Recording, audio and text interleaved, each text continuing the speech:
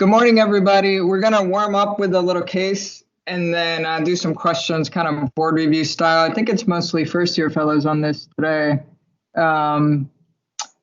So, just to warm up for board review, although you guys don't really start thinking about this until your second year. Right now, you're just trying to keep your head above the water. So, can you guys hear me? I'm going to try to make this a little interactive as possible. So can some of the fellows just kind of say, hey, we're here, we can answer questions?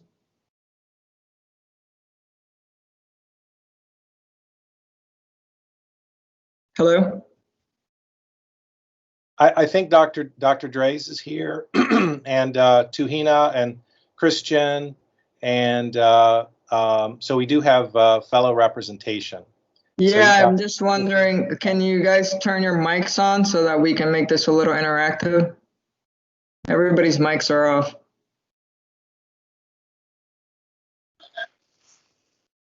Alternatively, we do have the capability to message your response. So for those of you on the presentation on the Teams meeting, there's a little icon with a bubble that you can press, and then that opens up a message window. And then if you don't have a microphone, you can just type your answer, and Dr. Vega can see that. Okay, we'll give it a shot. All right, so we're going to start with the case, like I said. So this is a 55-year-old male who presented with a 3-week history of skin lesions that were located on the left forearm and legs. 3 months before this, patient was diagnosed with HIV infection after evaluation for oral candidiasis and weight loss.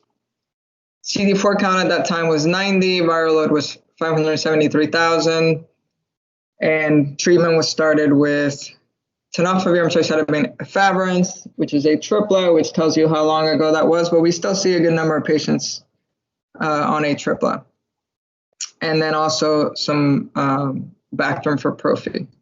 2 months after initiation of ART, 5 lesions appeared on his left arm and his legs. The lesions were initially macular and developed into hyperpigmented plaques that were hyperesthetic. His CD4 count was 98. Viral load was 118. He lived near the coast in Mexico, had traveled to Mexico City, had multiple female partners in the past, no known history of STIs, smoked cigarettes for many years, used to drink alcohol and do cocaine, but had quit 10 years ago.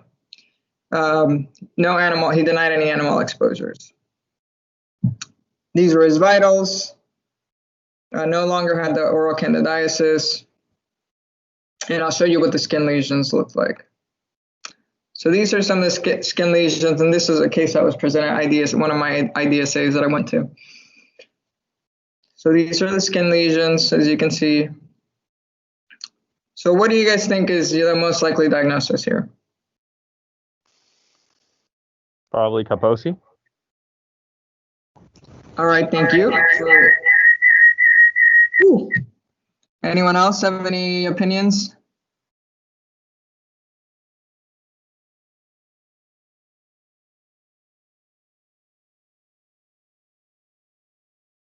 Again, you can type your answer too, if you'd like, into the message window.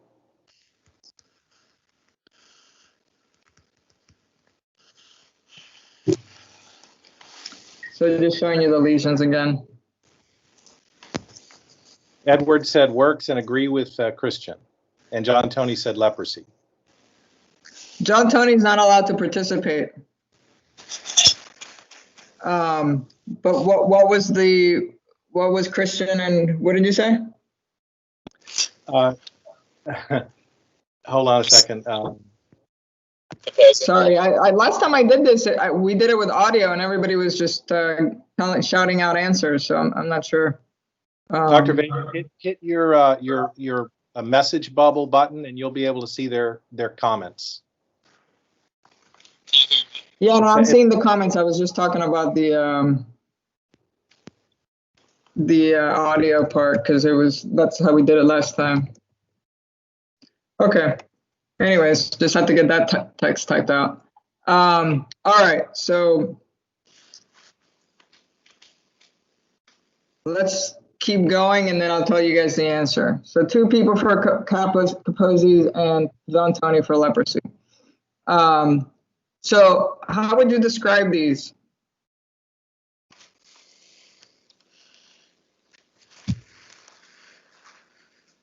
I'm dying here with this new method of presenting. Huh? Can you hear me?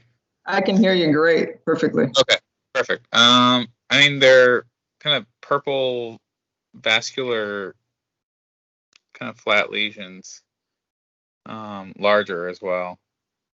Yeah, so that's good. Thank you for describing that. And then if you recall here on the HPI of the case, they actually called it hyperesthetic, right? So if anybody was paying attention to that part, hyperpigmented plaques that were hyperesthetic.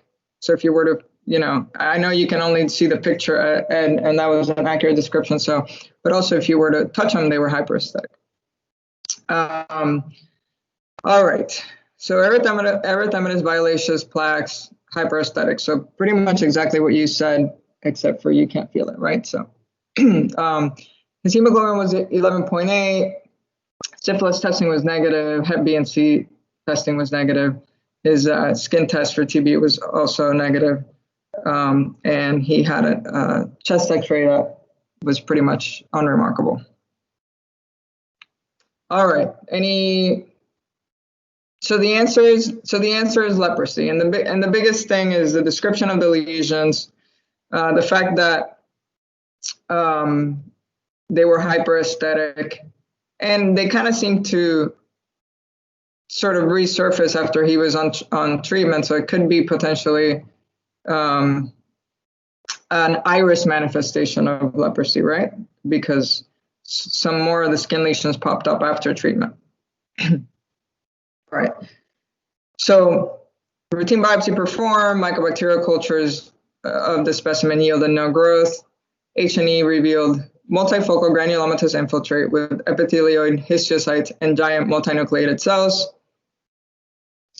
And superficial mid-deep dermis associated with perineural distribution. So that's a buzzword there for leprosy, some perineural distribution, perineural involvement, right? So it goes beyond your skin layers and involves now some of the nerves, or it goes beyond your superficial skin layers and involving the nerves.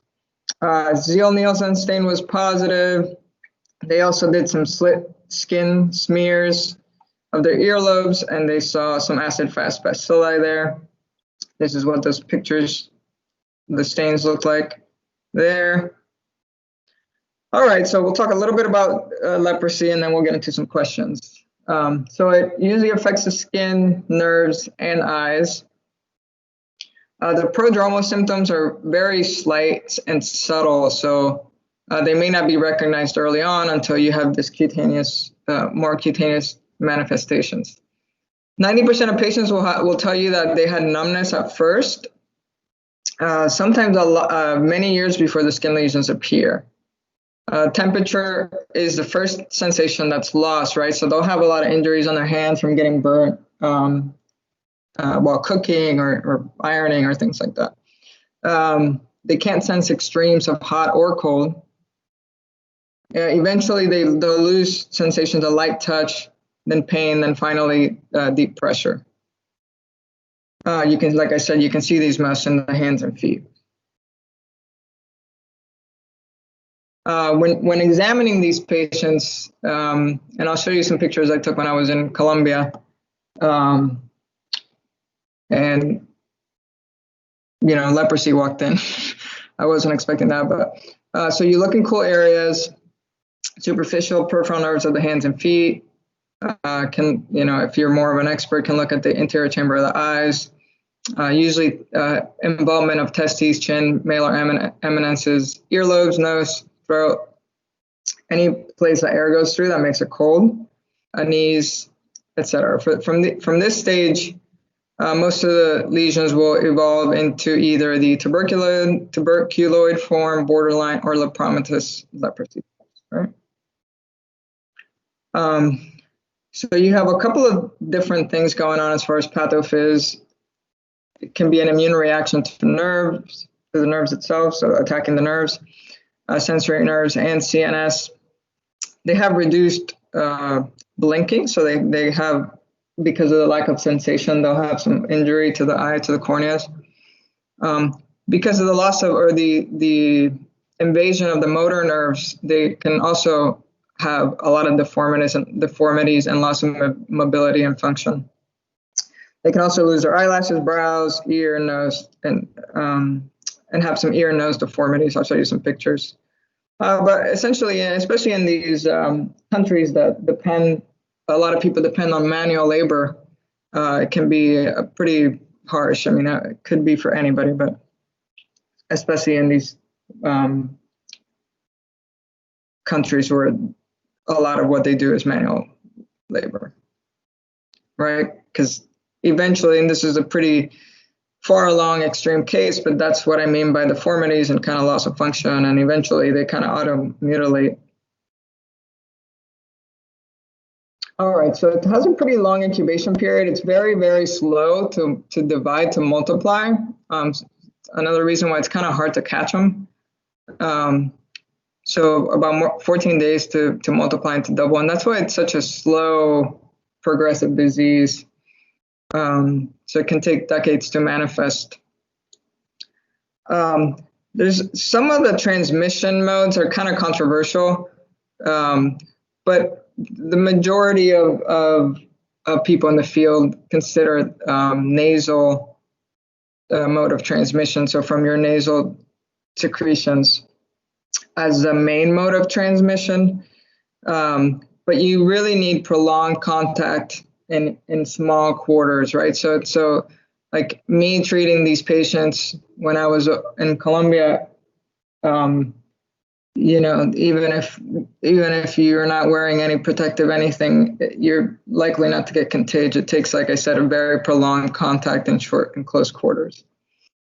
There's some theory about whether armadillos can transmit it. I'm not sure that, you know, I think that's still a little bit questionable, but not very highly contagious is the bottom line.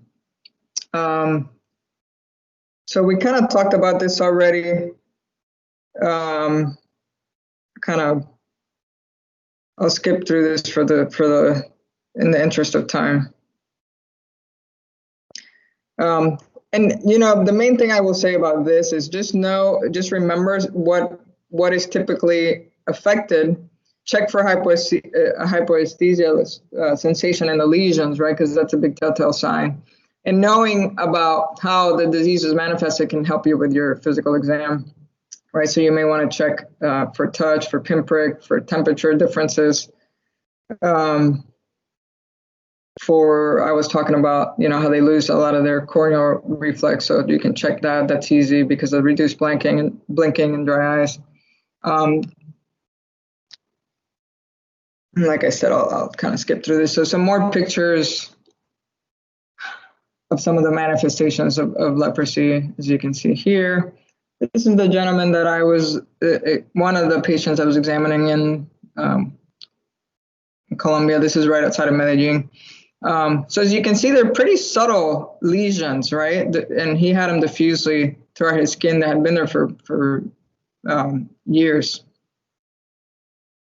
But the patient himself felt perfectly fine, right? So this is an example of how you do the skin slit smear. So you're basically taking samples from the earlobes. So you grasp the earlobe as it shows there, then you poke 3 little areas with a needle, and then you suck up what comes out with a pipette. That's a medical term, right? Suck up. Same thing with the elbows, right? So we talked about the cold areas, earlobes, elbows. I had some videos, but they weren't coming through this morning when I was trying this out. So we'll skip through that. But then once you collect that sample from there, right? From there and the ear, then you just kind of smear it on these. So earlobes, and then elbows here, and then you put the nasal secretions here, and then you look at it under the microscope. And then you stain it and look for the organisms, right? Any questions so far on that case?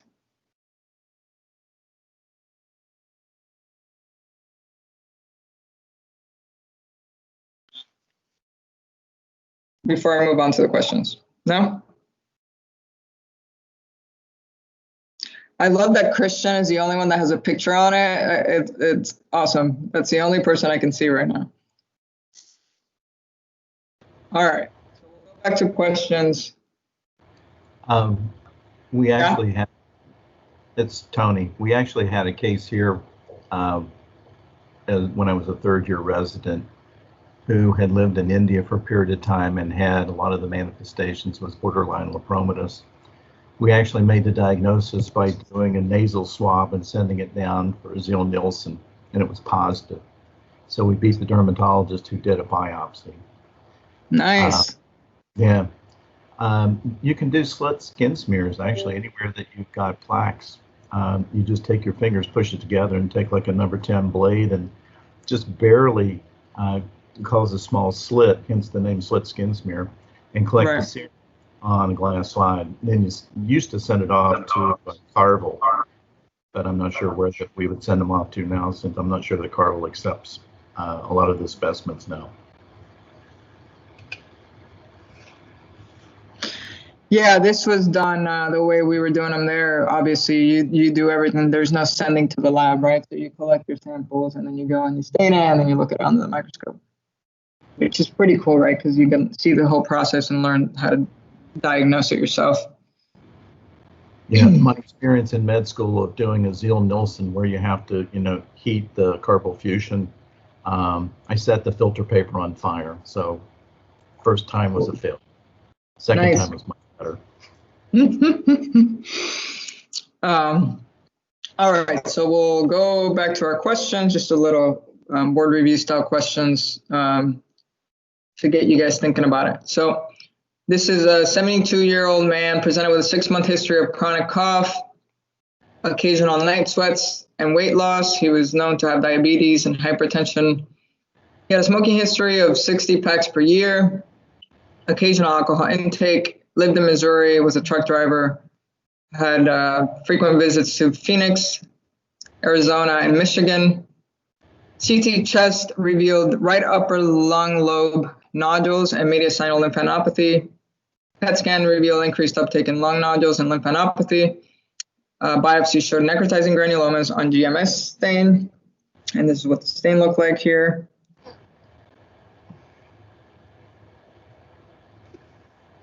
Yeah, so what is the most likely diagnosis for this patient?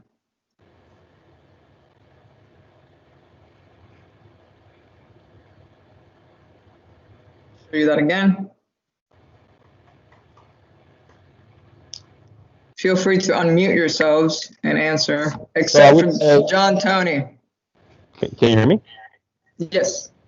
Good. No, so based on location, Phoenix, Arizona, I would definitely say coccidio, but then I'm looking at the smear, and I don't know if I haven't seen a smear in a while, but I would say like it kind of looks like broad, like what they call broad base, and that could also mean blasto as well. So I'm kind of between B and C. Good job, Christian. So that's so you're right. This is a classic. Oh man, my PowerPoint's not moving now. Hold on.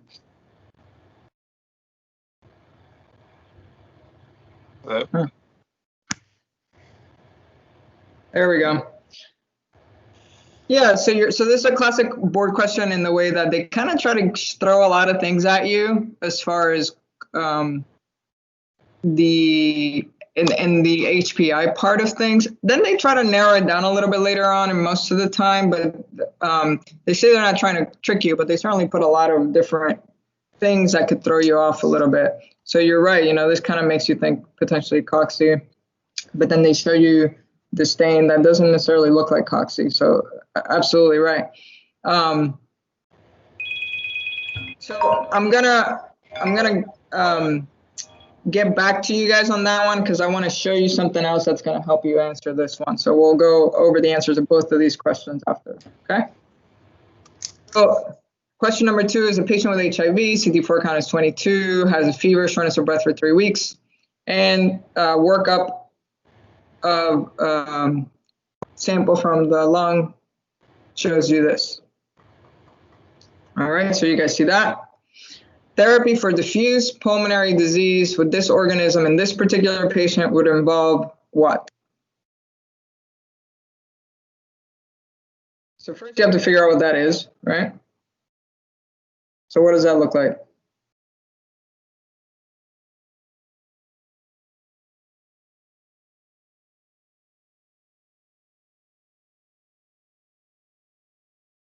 You see that? What does that look like to you?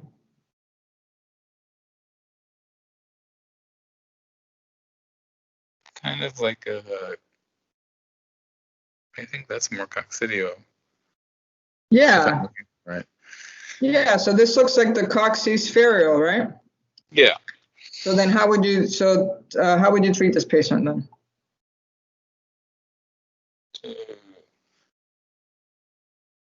Vory for that? Or Flucon? I think Flucon's good. So the main thing, and we'll talk about this now. So the answer is actually Ampho, and I'll show you here now. So basically, the first question. So the patient, there's some mention of Missouri, right? He lived in Missouri, right? Even though he had been everywhere else. And the gram stain actually shows a small narrow-based budding yeast. So it's kind of on the smaller side. And I know there wasn't a whole lot for reference, but this is straight out of one of the board review questions. So sometimes they'll throw a red blood cell in there or something else that could potentially, depending on where you're collecting the sample from. But or they'll actually give you the measurements on some of the board questions. So this is more on the smaller side. It was narrow-based, but narrow-based budding yeast. It doesn't have a capsule. And so the answer for that one for the first question was histo. Aspergillus, nobody said that obviously because you would usually see septated hyphae, usually more immunocompromised hosts. Cocci, they'll usually show you the spherial on biopsy, which is that, right? Pretty classic, they'll show you that one. And like Christian mentioned, travel to the southwestern United States is usually a clue. So blasto, as you said, this one's fun to remember, the broad-based budding, right? A lot of alliteration there with blasto. And then cryptococcus, they'll usually show you a round yeast with a large capsule, right? So this one was small and it didn't really have a capsule. So small budding yeast there. All right. So we talked about this. So as far as sizes go, so this is the coccisphere on the lung biopsy that I showed you. It's usually large. You can't really see it on gram stain. Usually see it on wet mounts or cocofluor stain. It's usually 20 to 70 microns, so it's much bigger. It's huge compared to histo, which is closer to the size of a red blood cell, which is why I was saying sometimes I'll give you a reference like that, but about histo is about 2 to 4 microns. Crypto is small as well, but it's encapsulated, so they'll usually, the stain, you can see the capsule usually, depending on what's used.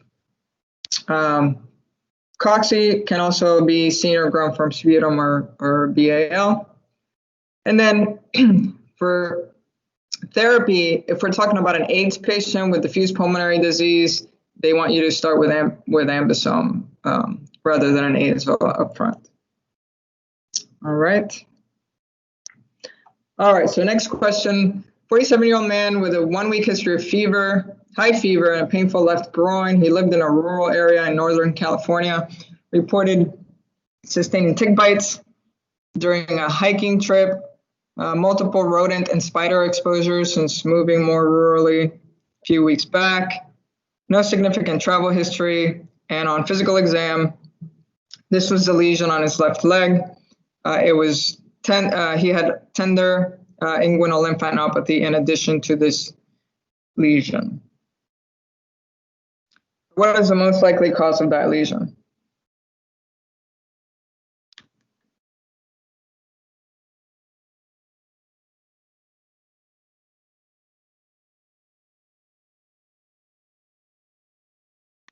Again, classic board question as far as there's a tick, they were hiking, there's rodents, there's spiders, blah, blah, blah. And then you have to kind of sort it out. So the main things is high fever with an eschar looking lesion plus painful inguinal lymphadenopathy. So what are you guys thinking?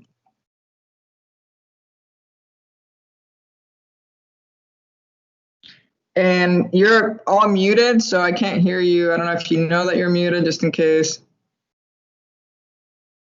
I think Huh? Rickettsia canora, I think that's part one.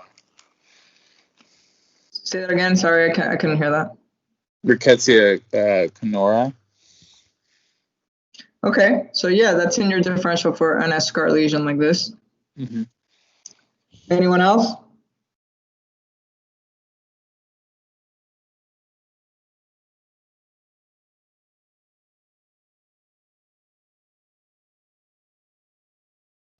All right, so basically, this is ulceroglandular tularemia, right? So it's been reported in all states, all US states except Hawaii.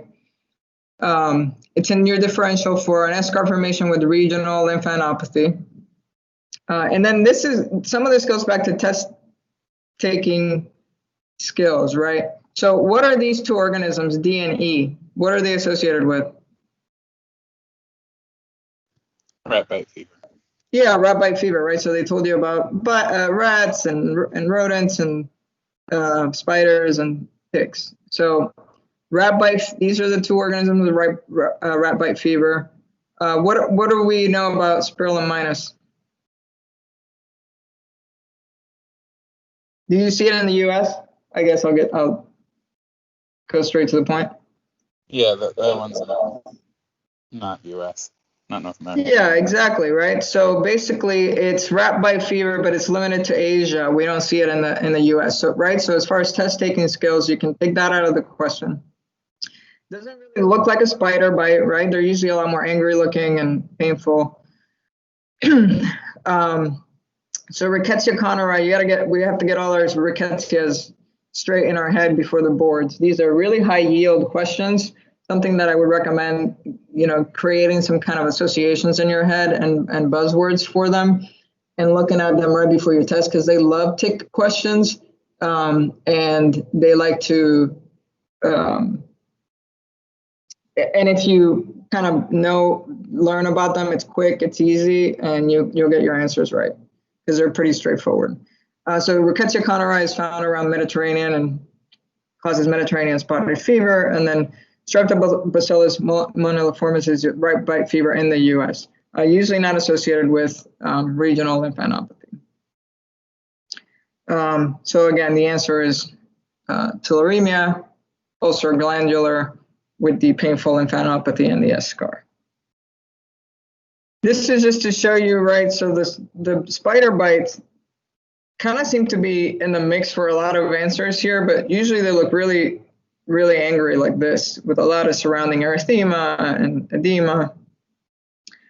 And we're supposed to know what these brown recluse spiders look like. And the main thing they'll tell you is that the body shape of it looks like there's a violin in it. Who stops and says, "Hey, let me quickly examine this spider closely, so I can identify the thing that just is about to murder me." But you can see here, right? You can see the shape of a violin here, right? You guys see that? How many? Does anybody know how many pairs of eyes or total eyeballs a spider has?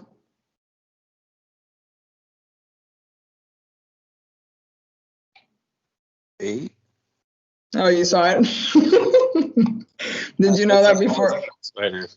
Huh? It's always 8 with spiders. Yeah, nice. Yeah, so most spiders have 8 eyes, so 4 pairs of eyes. The brown recluse only has 3 pairs of eyes, so 6 total eyes. But so usually the abdomen is kind of brownish to pale brown. The legs tend to be a little darker brown, and then you see that violin kind of shape on the middle there. All right, so if you were to, oh, and the eyes are located there in this part of the violin, right? So, you know, if you see one around, you can quickly identify it and warn everyone. All right, so next question.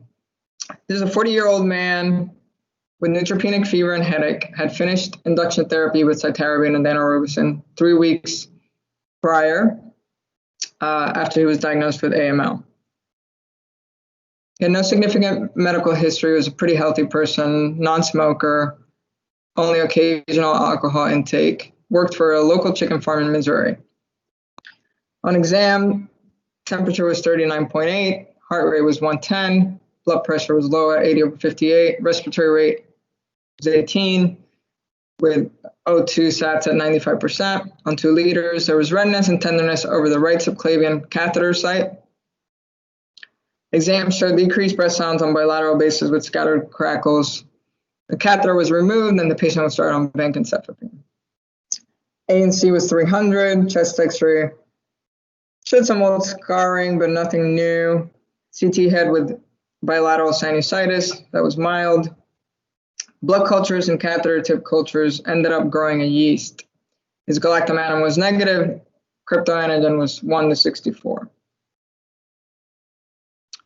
Here's what the growth showed. And on the blood, how the blood cultures and catheter tip that showed yeast down here. All right, so what is the most likely cause?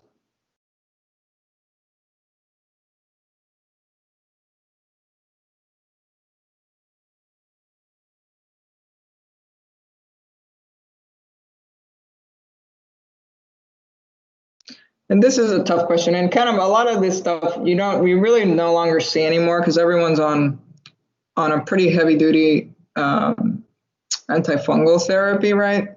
We usually start all our patients, our AML patients, on azoles pretty quickly right off the bat, right? But it's still they still like to ask this stuff on the boards.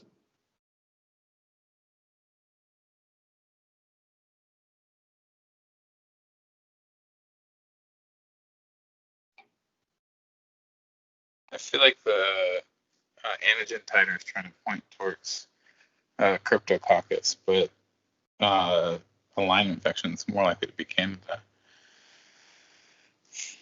Yeah, exactly. So this is kind of a tricky question, but I agree with you. The Lyme infection. So first of all, which one of these grow as yeast in blood culture?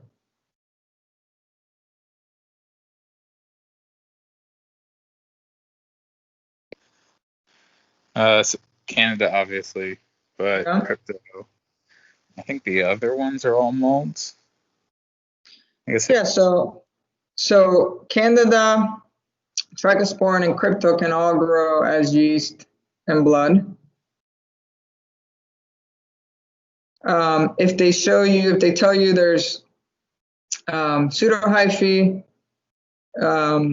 with barrel-shaped arthrocornidia or pleomorphic budding yeast, it usually kind of sways you to Candida or Trichosporin. Crypto are round yeast. There's no budding. There's no pseudohyphae. And like you said correctly, the cryptococcal antigen they're trying to kind of trick you a little bit with that one.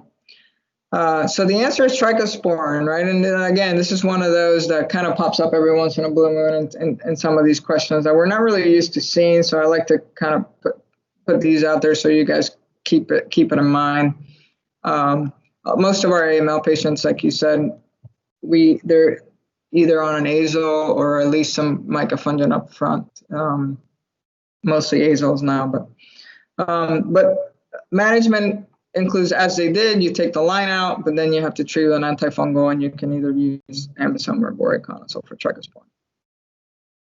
I'm gonna kind of skip through this one for now.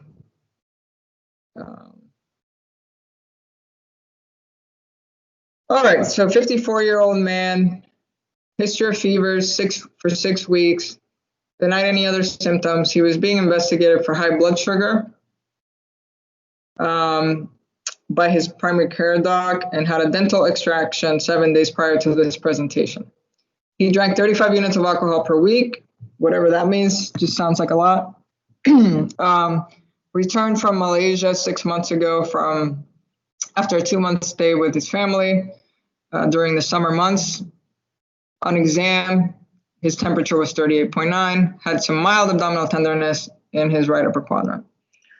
White count was 17.2, CRP was elevated at 230, AST, ALT, as you see, they are also elevated, and ALK-Phos, the AST, ALT were elevated.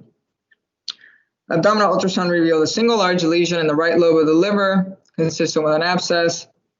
There was no obvious biliary pathology or blockage identified, biliary dilation or anything like that. He was started on IV fluids and amoxiclav. I don't think that would ever happen, but blood cultures, no growth at 5 days. His liver aspirate grew these mucoid colonies on McConkey agar, on blood and McConkey agar. Organism did not react with oxidase or indole. So what are they trying to show you here on top? Mucoid colonies on blood agar. Yeah, and specifically this kind of thing here with that they're showing you here. You have the string sign? Yeah, exactly. So what is the most likely cause of this presentation?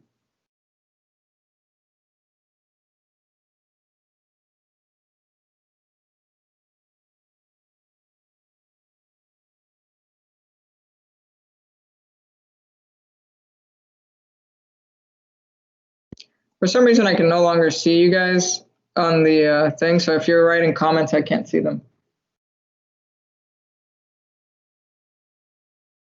So Any other takers?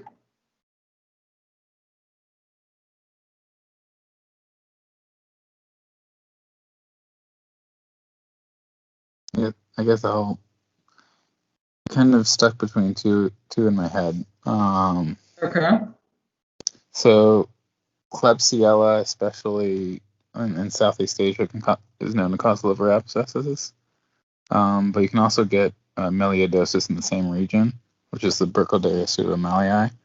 That's usually more of a lung infection, but it's highly associated with diabetes. I want to say that's more Klebsiella. Like that's what I'd circle if I saw this on a test. Yeah, exactly. Good job, though. You're exactly right. So they're both from the same region. They both cause abscesses. The string sign is more typical of that mucoid strain of Klebsiella, right? So the K1 capsular serotype. And as you correctly said, so found in Southeast Asia, particularly in Malaysia, it's oxidase negative lactose fermenting organism. This hypermucoviscous variant can be identified by this positive string test. So stretching colonies form a string of greater than 5 millimeters. You didn't think that it was E. coli, and E. coli, as far as causing abscesses, usually there's some other thing that led to you potentially getting bacteremic with E. coli for some other pathology, whether it was biliary pathology or other, and then getting into your liver that way.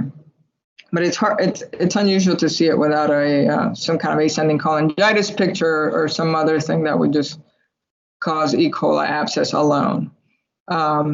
So entamoeba is endemic in Malaysia as well, but usually about 1/3 of cases they'll have a preceding colitis. We still check for this regardless in most of our liver abscesses, especially if there's a good story. But they don't grow on blood or McConkey agar, so that's one thing that, you know, they try to do. They do try to give you little hints here and there.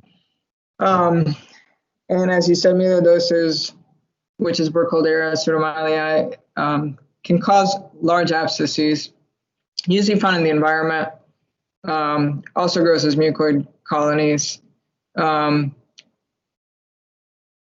Mostly prevalent in Thailand and North Australia, and it is oxidase positive, so that's one little other hint, which again is a lot of things to remember. But infections are most prevalent following the rainy season rather than summer months, which is when this patient traveled. But still, I thought that was kind of tough between the two, except for the string test. That's what kind of gave it away. All right, so good job on that. 24-year-old man. Let's see, we're at 11:47. 24-year-old man, we're about to wrap up here. I think there's only one or two or three more. 24-year-old man brought by ambulance with severe shortness of breath. He required immediate intubation for profound hypoxemia despite high flow oxygen. History was obtained from the brother. Patient came back from a trip to Colorado 2 weeks earlier, where he helped his cousin renovate and clean an old farmhouse infested with rodents, cockroaches, and termites. Patient tried drinking milk freshly squeezed from his cousin's cow a few times. His symptoms began a few days after coming back from the trip with a flu-like illness that rapidly progressed to a dry cough and severe dyspnea. His vitals were, fever was temp was 39.1, blood pressure was low at 60/40, heart rate was 120. And respiratory rate at 30, right? So obviously, and pretty severe respiratory distress. White count at 15, with 60% neutrophils and immature cell forms, 15% lymphocytes, with some atypical cells there. Hemoglobin 11.2, which is kind of low for a male. Platelets at 62,000. AST/ALT were okay. So you can, kidney function was fine. Here's his chest x-ray. What is the most likely cause of this infection?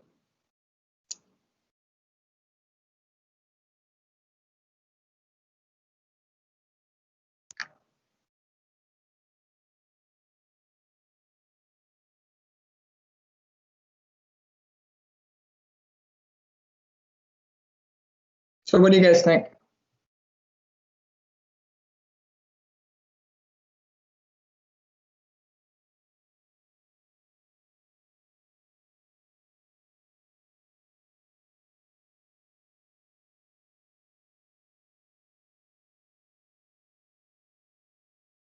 So, hello. So I'm saying, Yeah. I'm hearing the rodents, and I always heard rodents, hantavirus, but this presentation has really surprised me. So, you know, never get one right.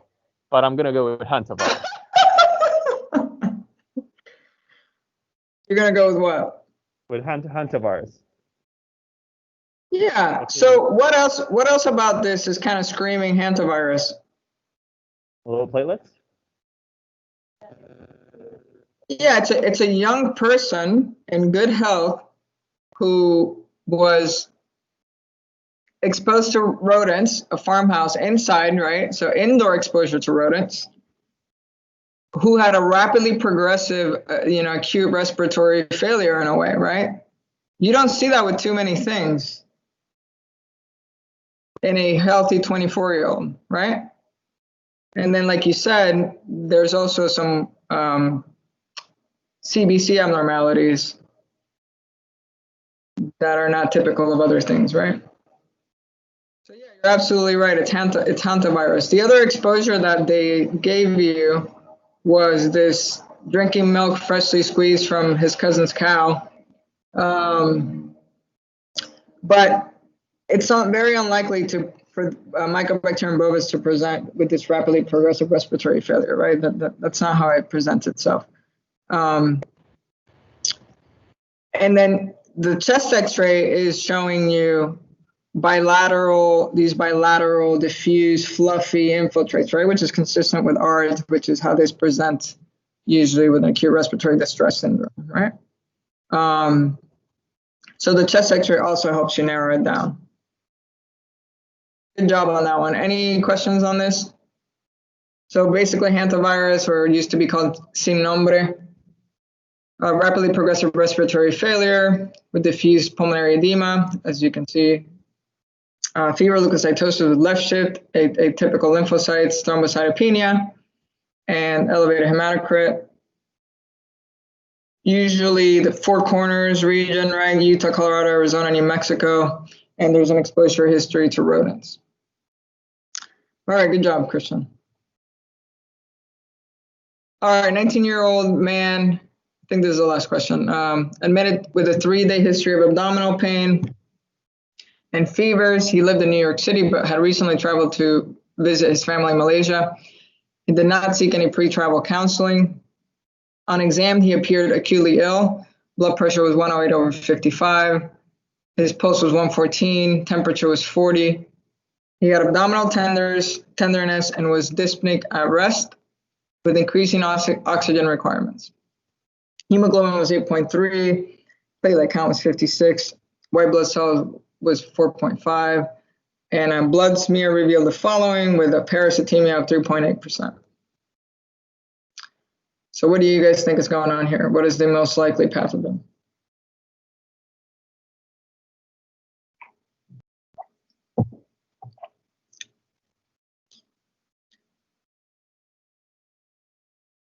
This looks like severe malaria. Let's start with that, right? He's definitely in some sort of SIRS sepsis with tachy, dyspnea, increasing oxygen requirements, high fever, also has some abnormal lab parameters with the thrombocytopenia, right? And anemia and thrombocytopenia. So what are we thinking this is?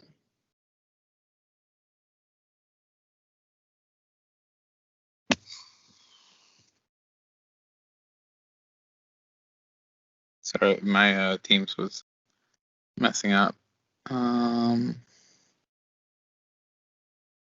Severe malaria, falciparum is usually an issue. I think Leprosy is more of a Southeast Asia. Wouldn't be Vivax or Valley. Yeah, perfect. So that's your test taking skills. So we know this is severe malaria. The most common cause of severe malaria is Plasmodium falciparum, like you said. The key here is what is this? What does this look like? What is so, what is this trying to tell you? And the fact that he was in Malaysia when he acquired this, right?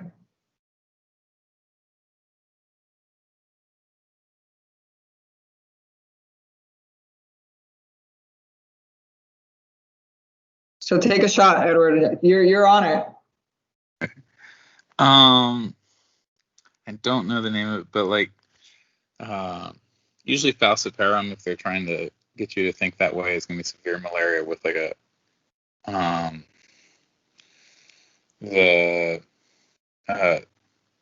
sexual reproduction phase of the organism in the RBC or outside the RBC. I don't think that's what that is. That's what I was going for, Leprosy. But I don't know what that's supposed to be. Yeah, great. So basically, what they're trying to show you here is this band trophozoite, right? That is diagnostic of Leprosy, right? So this is the band trophozoite. This picture is kind of a little tiny bit blurry. I'll show you some other pictures. So severe malaria in a person that was in Malaysia should get you to start thinking about Leprosy. And then if they show you that band gametocyte, it's B. Leprosy. So it's B. And like you said, so it can present, it's one of the few that can cause severe malaria, high parasitemia and organ damage. P. falciparum is the most common cause of severe malaria, as we mentioned earlier. And knowing about the relation to Malaysia. All right. So just to show you what these are going to look like, I think you can see that band trophozoite a little bit better here. So again, severe malaria in a person that was in Malaysia, and they show you this band trophozoite, that's Leprosy. And then as far as your severe malaria goes, falciparum, they're going to show you something. It's going to be that banana, that classic banana-shaped gametocyte. And then these are your P. malaria and P. ovale, which get a little bit more complicated. There's not as much of a kind of a classic. I think they're a little bit harder to tell apart. So I would just focus on recognizing the band trophozoite and the banana shaped gametocyte of P. falciparum. These rare, and those are your severe malaria, so those are the ones they really want you to be familiar with, right? Because you got to act quick. These other ones may come up more in questions about prophy and stuff like that. All right, that's it for me. Do you guys have any questions? Anything that you want to talk about? All right, thank you, everybody.